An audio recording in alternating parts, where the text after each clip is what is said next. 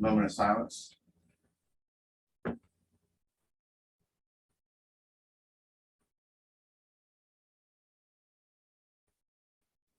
All right. Do I say pledge allegiance? Come on. I pledge allegiance to the flag of the United States of America and to the republic for which it stands, one nation, under God, indivisible, with liberty and justice for all.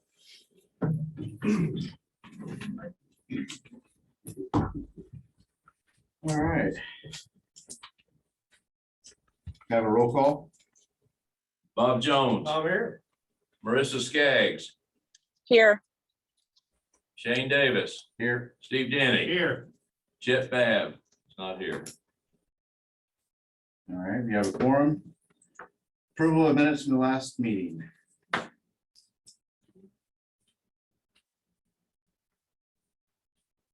Any questions or concerns on those?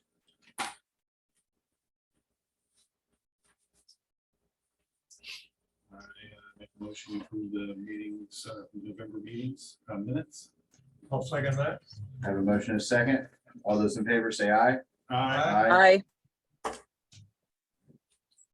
Clerk treasurer's report. Okay, all of the board here has a copy of our claims for October in our general fund. You can see that. And also the one for November is with it. You can see everything's pretty good there.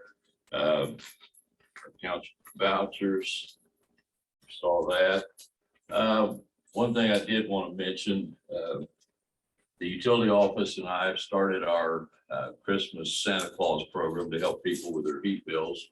And we've had Banning Engineering gave us $1,000 and the Kiwanis Club gave us $2,000 and several individuals who gave 100. So we're starting out good and trying to help everybody we can. So thank you. It's good. Thank you for doing that. There's no question entertained to approve the clerk treasurer's report. I'll make a motion to approve the clerk treasurer's report for October and November. Second. Motion second. All those in favor say aye. Aye. Aye. All right, department reports, fire department. Good evening. How's everyone doing? Good evening. All right. This last month, we did 60 total runs.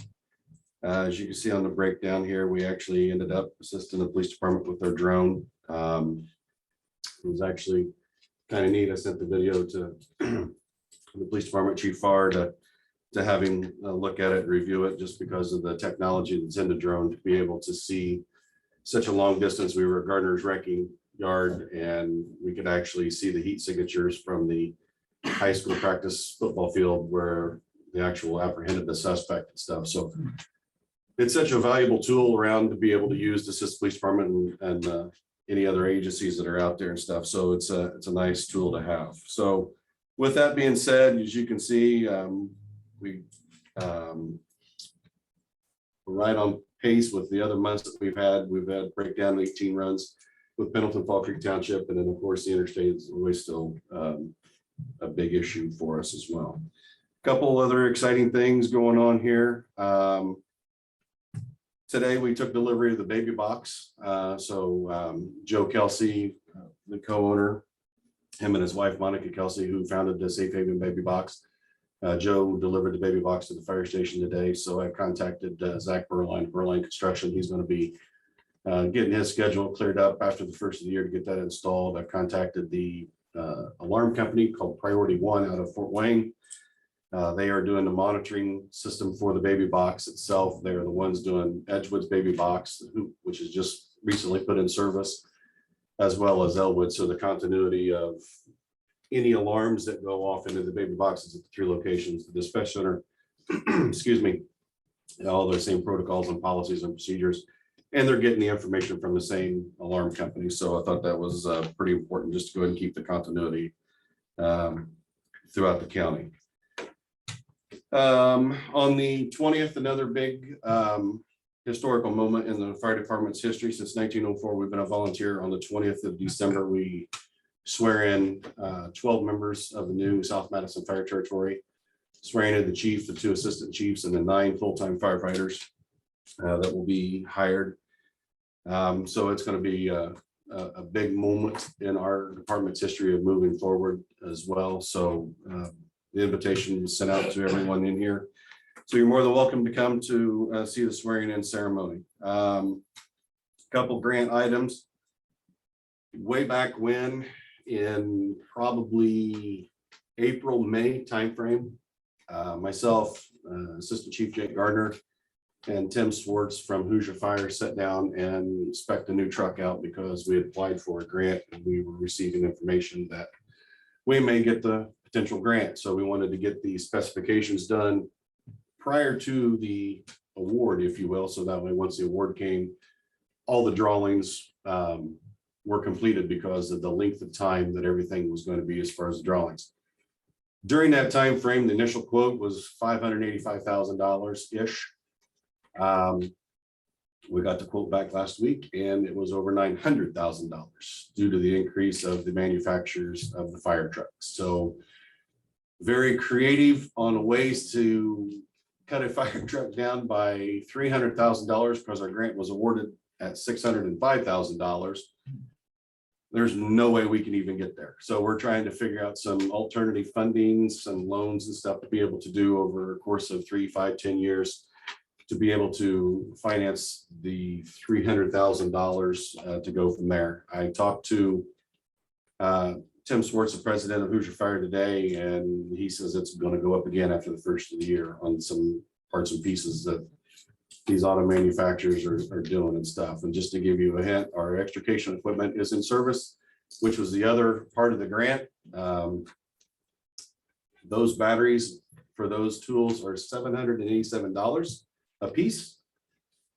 January 1st, they go up 6%. So it's insane in the fire industry and the fire world right now on how much prices is just like everything else that's around in the economy. So we're trying to get very creative on this truck to look for alternative funding. So where we get this thing ordered.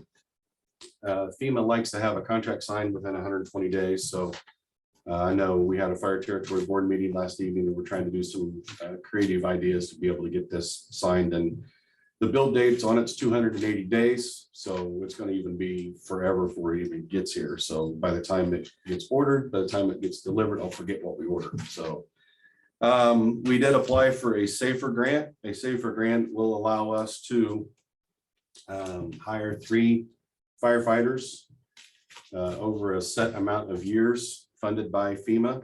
And then at the end of that term of that grant, then we pick them up on our budget. As you know, we had a stair-step budget in this. So first year is X amount of firefighters, increases year 2, and your increases in year 3 as well. So we've already budgeted that. Hopefully we can get that grant that will be awarded probably Q1, Q2 of 2023. So we can hire potentially 3 more firefighters to go from there. We are going to have Santa at the fire station. He's going to visit us from the North Pole on the 17th, Saturday from 1 to 3. And then back by popular demand, we've been requested to take Santa around on the Diamond T again this year. So to all the additions and stuff. So people that can't go out to the fire station on the 17th when he makes his trip, we're going to drive by houses and stuff to see the folks for the holidays. So that'll be, watch our social media, the routes and the locations will be coming up here soon. So with that, you all have a Merry Christmas, and you guys have any questions? Would you introduce your young new fireman there to us? He knows more about the fire trucks than I I do. do. I had to bring the boss with me today, so my boy Josh was in the audience today. He's a little shy on the side. I was going to have him give the report, but he said no. So. Hey. Smart boy. Exactly. Just one little question on the fire truck Yes. situation. What's the life expectancy of a fire truck nowadays? Like when we talk about financing that gap, is it 10 years? Is it 5 years? What's the life expectancy of a truck? The oldest current fire truck that we have in our fleet right now is 30 years old. Okay. Our primary truck that we have now is a 2007. So it's, 16 years old. So for several years, Chief Gardner, way back when, had a 7-year rotation on our engines. So every, since we had 3 fire trucks, every 21 years, we would be replacing it with a brand new truck, because anything over 20 years in ISO's eyes, the Insurance Service Organization, they can't count that as far as Okay. credit for your insurance policy. So That makes sense. Okay, I'm just curious. Thank you.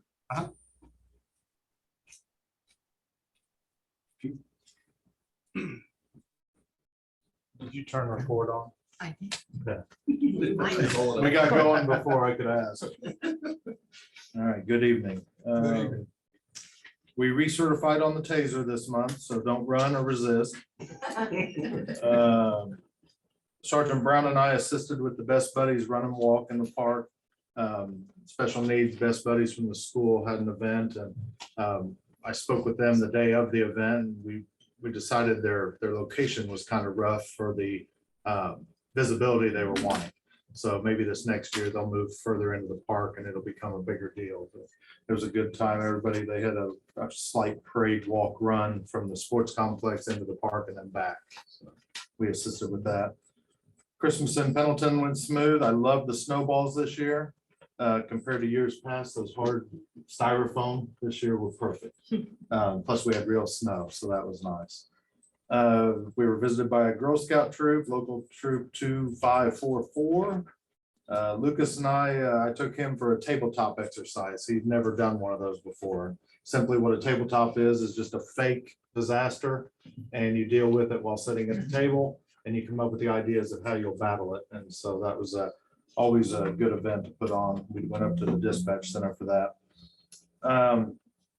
And I guess the biggest thing for this month would be the new hire of Officer Kayla Gilly. I brought her tonight. This is Kayla. She comes to us from Anderson Police Department, 4.5 years. 4.5 years with them. And tonight's her 4th night on. So, and then we're getting ready to leave here, and we're gonna go out to the school board meeting tonight. So let's see if they Breaking it in right, aren't you? Yeah, they're gonna do the school board meeting. Poor girl. Yeah, so this is Kayla. Welcome to Pendleton. She's all excited, I think. We got to play with cows the other day, and we did. So that is Kayla. And we had total 535 dispatch calls for the month, 29 criminal arrests. You'll be proud to see we did write 2 semi-tractor violations. So we do it every time when they're illegal. And then I brought for show and tell also to show you where your money's gone. This is the old technology of what we would wear in the event of an active shooter situation or an active threat. We would place that on and supposedly try to run through a building.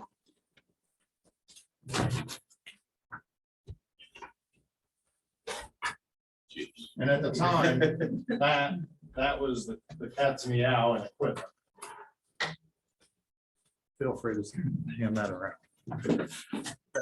Give that to your boy. That's a good one. This is new technology.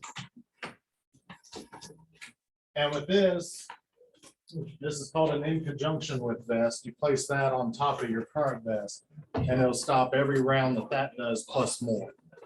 And what's the life expectancy of these? This one is 15 years. Is it? Yeah, compared to 5. Feel that. Yes. It is. Yeah, that's amazing that. So I just wanted to show you what your money went to, and the guys were super excited. And some departments, they actually wear that all the time on duty underneath. And so we may do that if there's some officers who want to, and we can now. So thank you for that. And that's my report.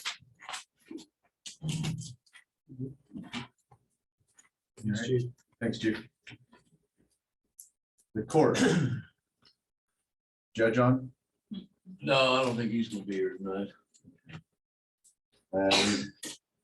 Brian, you want to speak on behalf of the park? I wasn't planning on it. I texted Aaron and asked if there was anything he wanted reported tonight. His response was, I spoke to Shane. Yeah, I didn't know if you wanted to. That's all I know. Come on.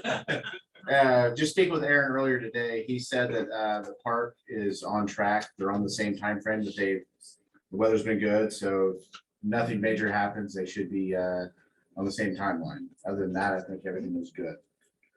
Planning department.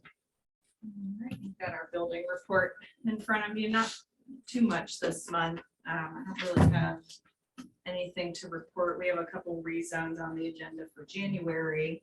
And then we are going for some USDA dollars for some stormwater remediation. Scott and I met with Gooden. He's the director of Indiana USDA, and saying, how can we help? What can we do? And they're looking mostly at stormwater remediation. That's all I've got. Is that something you can apply for every year, or is it like It, periodical? I think How does it work? it just depends on what their monies are earmarked for. Okay. So, I mean, in theory, we could apply for something every year if we have a project that Mhm, fits their mhm. earmarked money. So, but I imagine stormwater is probably something that is kind of a revolving door. Probably always have money for that. It's a good opportunity. Absolutely. Any questions? Go to the town manager report. Thank you. Normally I'd stand up, but this is pretty quick. So the culvert's done and on North Pelton Avenue, the paving is substantially completed. There's a couple of little things we want to come back and fix, nothing major. And then Denise, Ricky, and Aaron went to the ceremony yesterday, and the town received just shy of $300,000 more from community crossings. Would have been more, but that puts us at the $1 million match for the year, which is your max. I'm sorry, grant 1 million. We have to match 25%. So anyway, that'll be for more paving and crack sealing. That's all I had.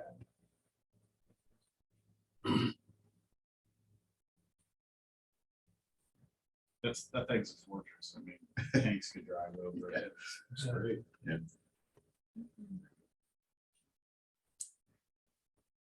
Okay, before we end the department reports, I do want to mention we had a meeting today with the police department, and we are going to go ahead and authorize them to order a fleet of vehicles.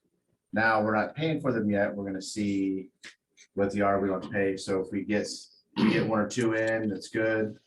We can, find funding for that, but it's going to be a long lead time for them to be able to get it. If we don't want them, we don't have to pay for them. So just so everybody's aware that we have authorized them to order their fleet with 12 vehicles, I think is what we agreed on today. Just so the public is aware that we'll start that process, and who knows when they'll come in. So. Okay, on to old business.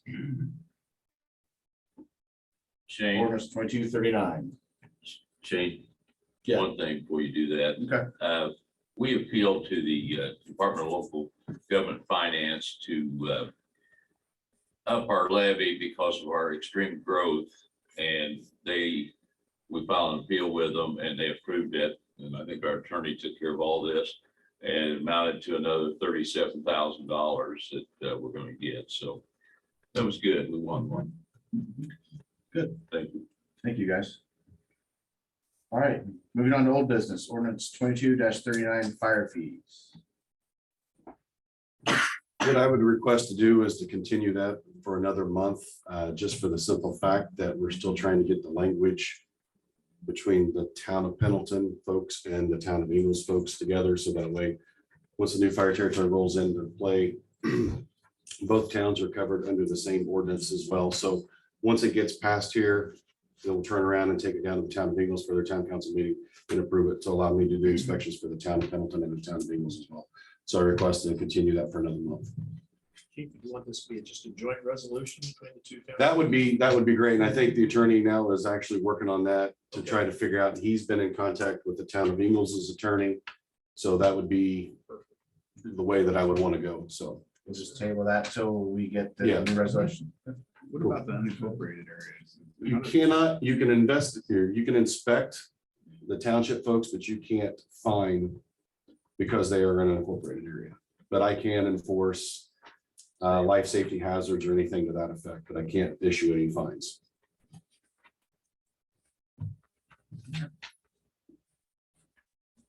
Okay, so we'll table ordinance 22-39. I guess I'll have to take a motion to table that. Make a motion that we I'll- table. I'll second the motion to continue it to January.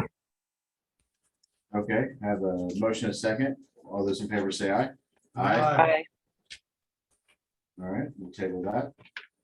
New business ordinance 22-42 for tax anticipation loan. You're up again. Steve, if you want, I will defer this one to you as a territory board president. Sure. Last evening, the Fire Territory Board voted in regards to the tax anticipation loan that is needed to fund the beginning of the territory in January. We anticipate our first draw from the levy in late June, early July 1st. July 1st. Of 2023. So the territory had initially asked for 650,000. Not to bore everybody with numbers, but how this works is we went through the DLGF and with our paperwork and our cash flow, they can only loan us. Sorry, I just got to get to the paperwork. They can only loan us what our largest deficit would be the first 6 months of the year, which the largest deficit is $448,365. So that's the loan that we will be receiving in January to make sure everything's covered.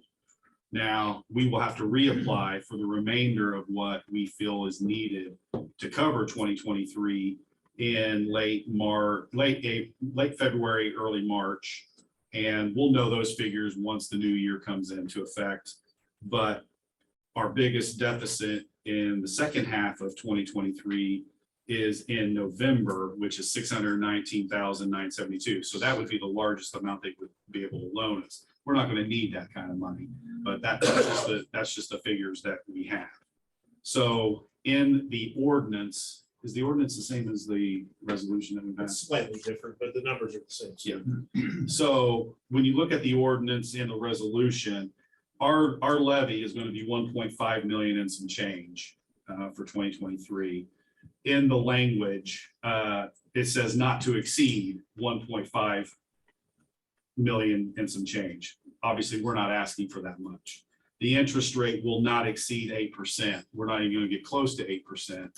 And then it will not exceed the 117,000 in interest.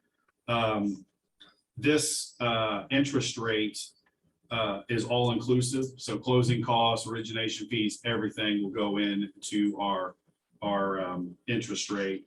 And we're looking hopefully between 4% and 5%. But up until closing day, they cannot give us that interest rate. So that's why these figures are what they are. And I think everybody's aware that that's just the numbers that have to be in there. But we'll know on closing what that figure will be.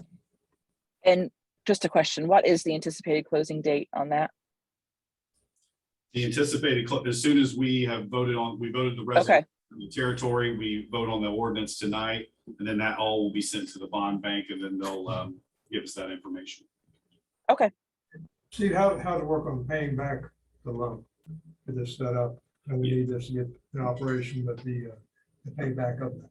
Yeah, the operation for paying back the loan basically is we will have to pay back the loan at the end of December 2023. Has to be done in the same calendar year.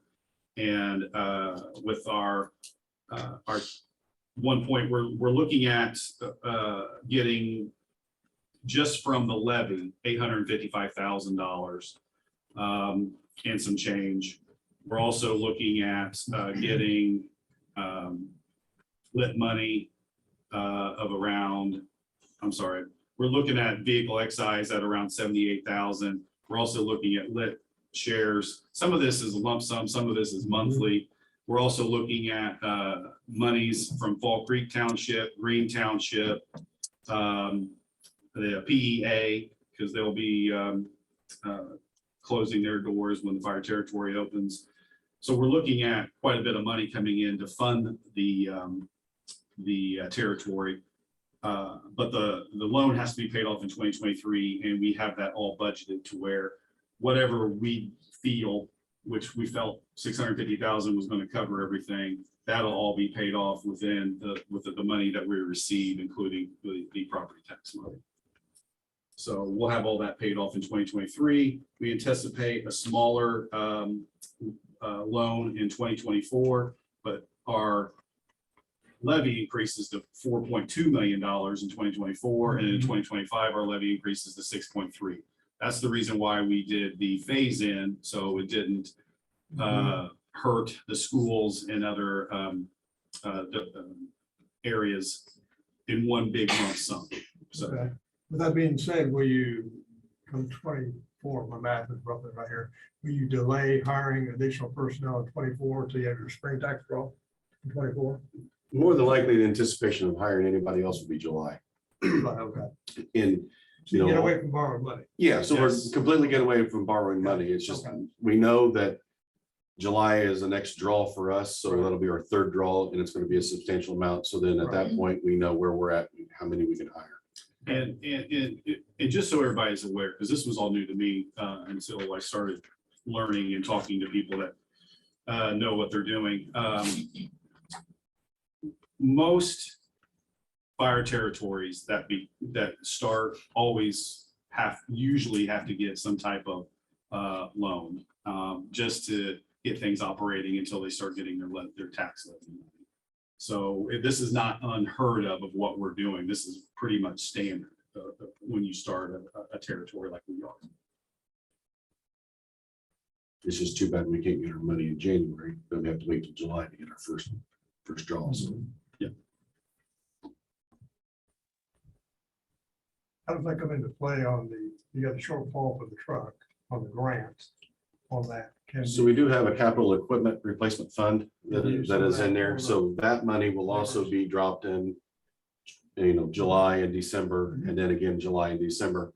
Speaking with Republic First National, I believe, or First Merchants, the company that actually is doing the loan itself, what they will do is they will actually put a 2-year hold first payment on that loan. So if we sign it for the borrow, we don't have to pay the first payment for 2 years. So we can collect that capital equipment replacement fund money and apply it to that payment when the first year or the first payment comes in 2 years down the road. So you can do the deal on the truck then? Yeah. Using that fund? Using that fund, absolutely.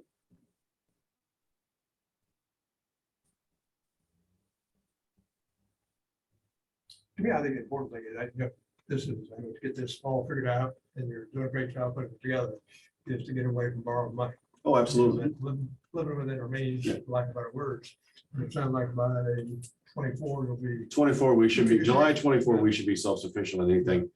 It was put in layman's terms as everybody lives every 2 weeks on paycheck to paycheck. Well, we live 2 times a year on paycheck to paycheck. So, Yeah. That puts it in perspective of how things go as far as what we're doing. And we've got that budgeted in, which was another reason why we did the phase in, to be able to figure out where we're at in July of 24, because we know that we're getting more of a tax draw, and then we can figure out how many firefighters we can hire versus paying off the loan and being completely debt-free by then. And if Do it you just, figure we'll have enough cushion money in there for expenses that come up? we Yeah. haven't anticipated? Well, I hope, knock on wood, we don't have any other expenses, because if so, we'll have to go back to the bank, because I drop a transmission or an engine out of a truck, who knows what that cost is gonna be. and what we all have to realize is with the fire territory, it's a marriage with the 2 townships and the town, and we all are going to have to give and we're going to have to take, especially with the budget, so we're going to have to sit down a lot earlier than we did this year in 2023 to talk about 2024 and sit down and talk about the budget. And so everybody's on the same page. And then just a reminder, Ingalls is going to be coming in by 2026. So we're going to have to start this whole process over again, which is not a bad thing. But that's going to increase the levy when they come in also. So. I really dislike borrowing money. The park will tell you that I made them jump through like 800 hoops to do the playground. But at this point, we have an obligation to provide fire service. I've been saying that I think since August. So while I don't love taking out loans, at this point, we have an obligation to our neighbors to provide fire service and make good on the arrangement that we all voted on in March or February, whenever that was. And so I feel confident with using the bond bank that if we're ready for a motion, I'll make the motion to approve this resolution. Just before we do that, just to go on with what I totally 100% agree with what Marissa just said. And we have looked at the numbers and I feel very confident that because I'm one also that doesn't like occurring debt, that we will be self-sufficient by 2024. Any public comment, questions? I'll entertain a motion for ordinance 22-42. I'll make a motion to approve. I'll second. Mr. Vice President, on this one, we do need a roll call vote on each. A roll call vote on We have this? a member Okay, very virtually. all right, so we'll take a roll call vote. Willie? Steve Denny, Aye. Shane Davis, Aye. Bob Jones, Aye. Marissa Skaggs, Aye. Chet Bab,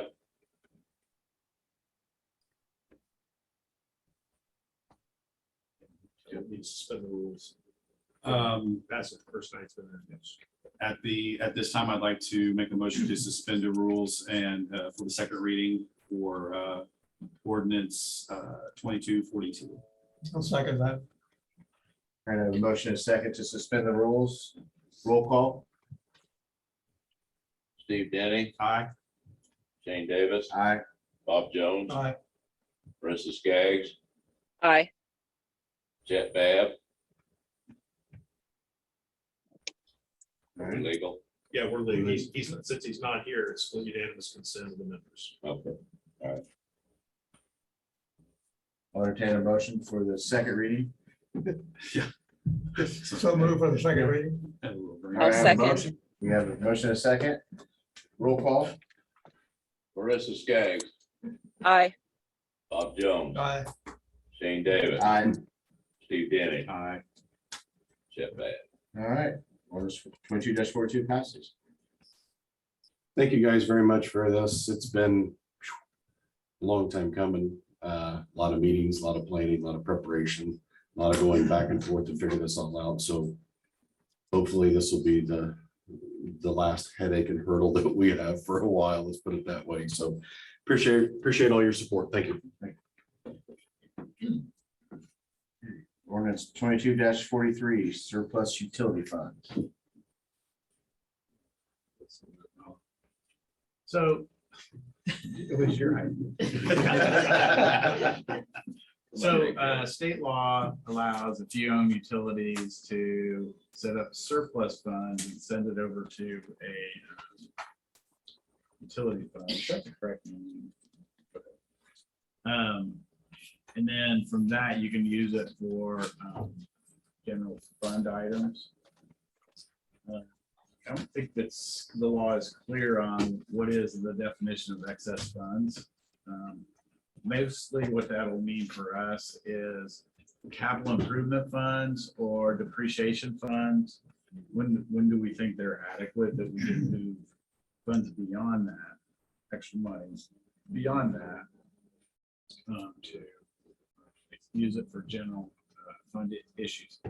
Generally, right now, electric is about 2.5 million in capital improvement, which for capital improvement, electric is not a lot. Help me out Water capital 1.2 million. Is that a little high? Yeah. Depreciation, we don't have much in water right now because we haven't been buying a lot. Off the top of my head, I can't remember what depreciation is for electric. How's that vary in lieu of taxes on both of those? So I don't understand the question. Well, like the electric pays in lieu of taxes, so much in the general fund. So that, Water, same thing. right, that's one way we do move utility money into the general. Mhm. So we have been doing that. Historically, the town's been doing that for quite a while. Right, well, And then we use it, we play with that percentage a little bit so that our operating, our cash flow and our operating be in sync with each other.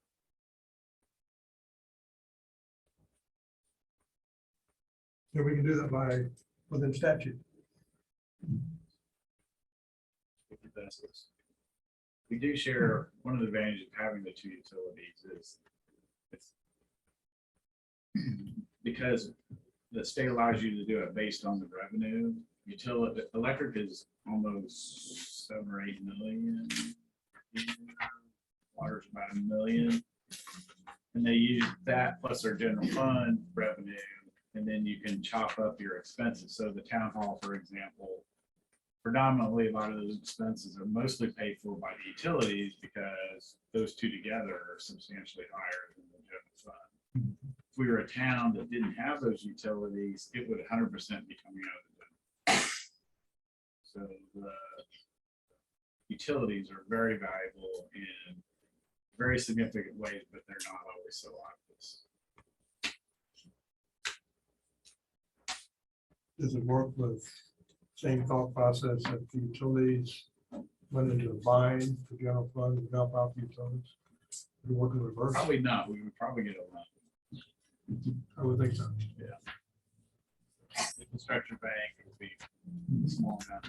There is best practices for how much you put aside for equipment replacement, infrastructure replacement. General rule like. If we do this, would we be wise to put some dollar amount in the rainy day fund? I think it has, I don't know, 7 or 8,000 in the rainy day fund. Would we be wise to put some funds in there? The economy right now is pretty good, but you never don't have a crystal ball, you know. I think it should just stay in that one fund, right? Cool. Now, what happens if we do need to bring it back? I think that was your question. If we had money in there, because it's a surplus reserve fund, you could always bring it back in the utility. Correct. Yeah. I think that. Well, I think that somewhere you have, you know, like a lot of things, you anticipate this amount of money and something comes along that you need. Like a much more. tornado. Yeah, that you got to have it. So I think this strikes me as, you know, that we have some extra funds, is a great thing. The beauty of building our own utilities, we capitalize on that. But to me, it would be logical if we keep some of that, we stash and we don't spend. It's not like, you know, we do ownership, like we have to take advantage of the ownership. I think we need to do more homework on what's the best practice for what you have in your depreciation fund and your capital improvement. This is step. Seems like a logical thing to do. Take advantage of this. Pretty good motion. I will entertain a motion. I'd make a motion on the approve. I'll second. A motion a second, roll call. Shane Davis, Aye. Robert Jones, Aye. Steve Denny, Aye. Marissa Skaggs, Aye.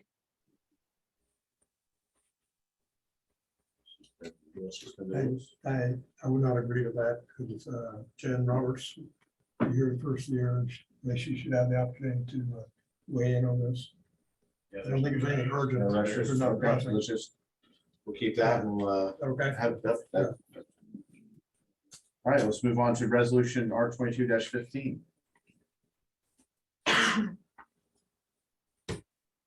Karen, you want to explain this to them? Sure. All right, this is a resolution that just allows the clerk treasurer's office to move within the same fund. So let's say in the general fund, there is money left in wages for the council. There's not, but if there was, we could move it, I could move it within that classification down to supplies. I am not allowed to do that now. I can move it within wages, FICA, and Medicare taxes, but I'm not allowed to move it if there's excess funds. I cannot move it down to insurance. We all know that the fuel in everybody's line item budgets is blown. I need to be able to move some of the surplus money that's left within each classification up and around. And that's what this is going to allow me to do for December. Otherwise, I can put about 20 or 40 line item appropriations to tell you that I need to move money from here to here to take care of something up here. And you have to approve it line by line.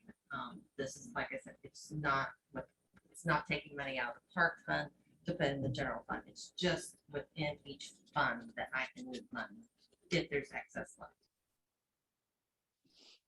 So it'd be like if the police department has extra money in their maintenance budget, they can take it from there and put it in the fuel budget to cover their shortfall. Or if they have money That's- left in yeah. their wages, then Or I whatever, can yeah. move it, I can move it from wages down to fuel. I can't take it out of the police department. I'm No. not asking that. I'm just Yeah. asking if I can clean up their. It stays in your department, it just goes from this line to this line. This is a house. Yeah, housekeeping. It's Yeah, housekeeping. It's the same with planning. I can move it within planning. I Yeah. can't move it can't move to the without police. coming to I us. don't, Yeah. that's not what I'm asking. I just need to be able to move within You supplies. can't take it from planning, and get marked. orders. No, And we're not spending more money. no, we're not spending money. I'm just No. moving money within the Right. budget to. Within the budget. Yes. If we do this, with this leaving in good shape, we won't have carryover bills into 23. To speak up. No, it shouldn't, I should be able to. I think I can clean up within this year, within the year. besides the ones that I'm asking for the special. The special meeting. Additional appropriations. Besides I'll entertain a motion for resolution R 22-15. So move. So moved. Oh, sorry, second. Sorry, Marissa. It's okay. Shane Davis, Aye. Robert Jones, Aye. Steve Denny, Aye. Marissa Skaggs. Aye. Okay, before we have public comments, I'd like to present a plaque here to Bob Jones. Since this is his last year on the council, this would be his last official town council meeting besides the 14th, but we as a council and a town would like to present you with this plaque as appreciation for your dedication and service for the town. Well, thank you, Shane. Thank you.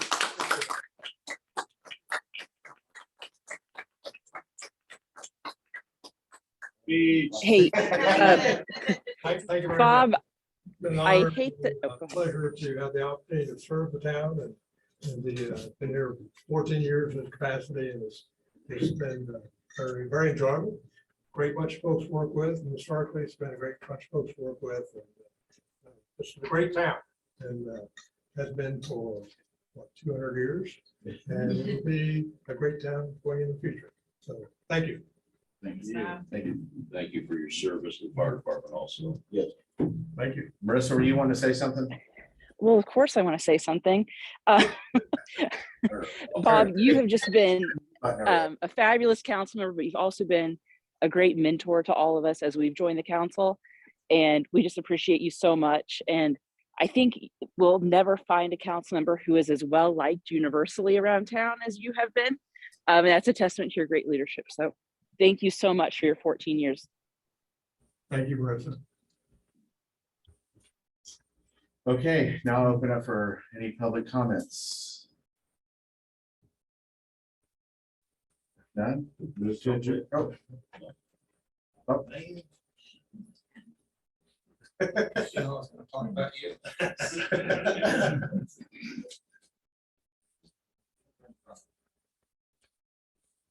On the back cover.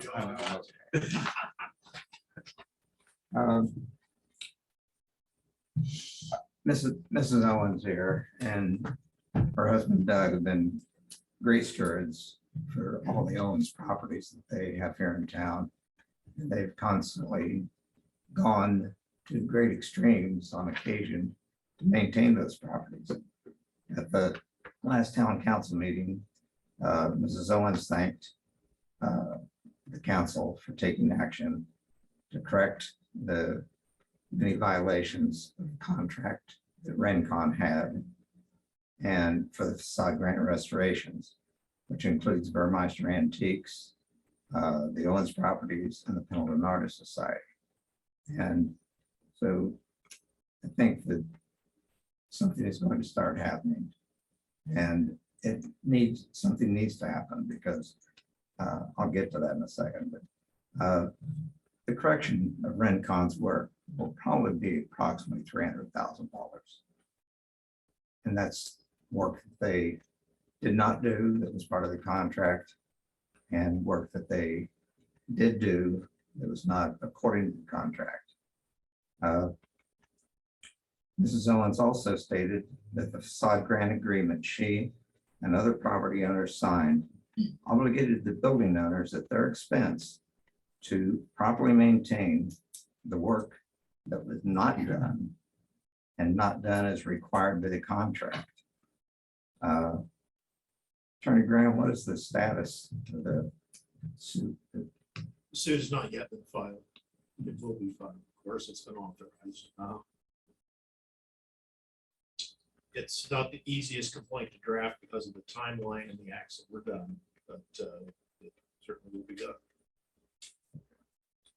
And that includes the owners of Rencon? Yes, and it's no secret. Normally, we don't like to talk about pending litigation in a public meeting, but it's no secret that the goal here will be to bring in insurance. The goal originally, why I didn't ask for the suit to be filed sooner, was simply because litigation is absolutely the slowest way to solve a problem. And it was hoped to bring insurance in without the need for litigation. Unfortunately, the communication for both the company that had the bond and Rencon was non-existent, leaving the town with no choice. Okay. What about a public liability insurance? I know I carry that. Is that another option? It could be, yes. Yeah, that's what we're figuring out where all the pieces are on this. It sounds simple on its face, and you guys have suffered through it. It is, but we want to make sure we get everybody we need. So when the facade grant work was in progress, Doug Owens, Joanne Owens, Fletcher Owens, and I met with the town of Pendleton representatives on several occasions. I can't remember, that 5 times? Lots of times. And it was all discussing this. And so that's been several years ago, and nothing ever happened. No action was taken, and Rencon was paid in full. I do not believe that any of the building owners ever signed their approval of the facade grant work that was, and this was required in the contracts. So I'm just trying to bring everybody here up to speed so that you understand exactly what's going on here, because I'm not sure that this has all been shared the way that I would like for it to have been shared.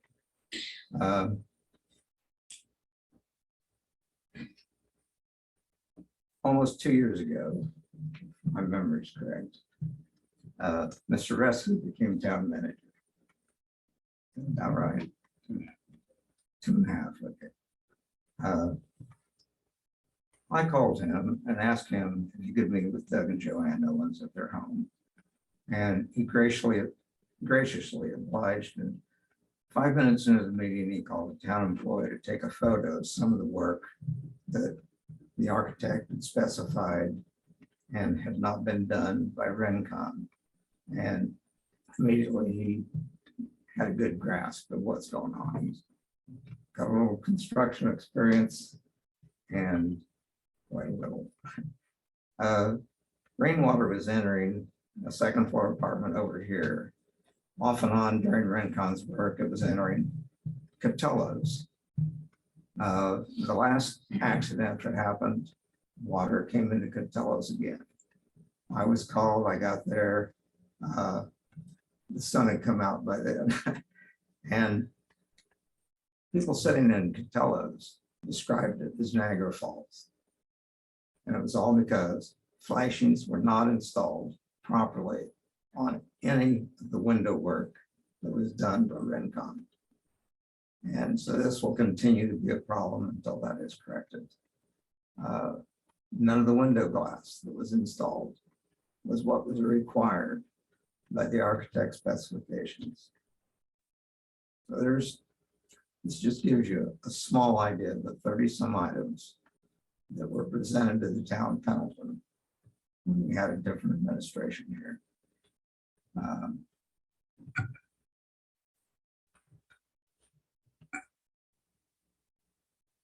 And why is it Mr. Adams not here this evening? He has some personal issues, that's why he was taking. Thank you.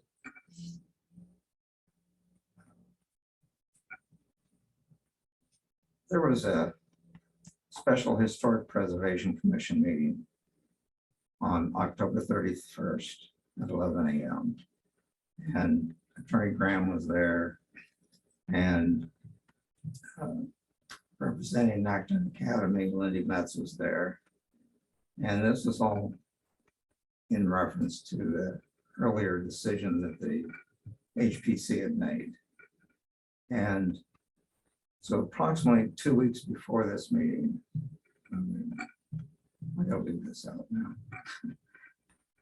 I was all set for certain circumstances here, and then it changed. So, at that meeting, Attorney Graham and Planning Director Hannah Rose Urbanski made it clear to attendees at the meeting that Acton Academy, Lindy Metz, would be allowed to follow a course that may cost the town of Pendleton money. And so once again, decisions were made that were right decisions. And just like when Scott met with Doug, Joanne, and I, he said, fix the serious problems immediately. And the town reimbursed Doug and Joanne for the expenses with that. And so that's the type of town that I'm proud to live in. And that's the type of town that people that look up to the town board and the many town employees, that's what we want. And so I encourage the town board to continue to operate with this philosophy. And if there's any need for someone to discuss, for the board members to discuss with each other what is appropriate in handling things. This has been a number of years for Doug and Joanne. This has just started with the Acton Academy. And it certainly affected Lindy Metz a great deal. And her health is pretty fragile. And so anyone that runs into her, thank her for the decisions that she has made. Because this is going to be an addition to downtown Pendleton when that building's finished.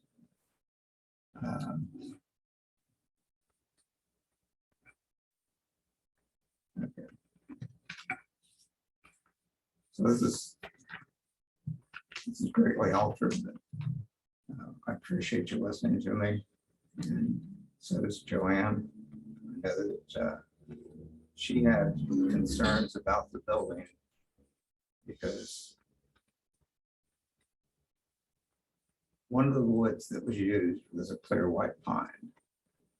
And a clear white pine is the same wood that was used on the railroad depot 19 years ago. Boards are missing because they totally rotted away.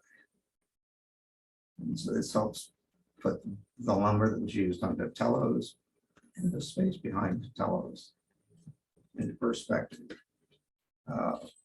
With some of our discussions with Rincon employees, it was changed to something that was appropriate that the architect did specify.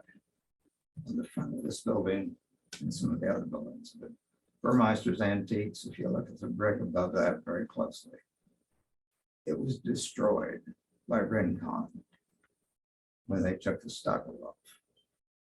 And so that's another expense. I think I had a quote from David Ashton.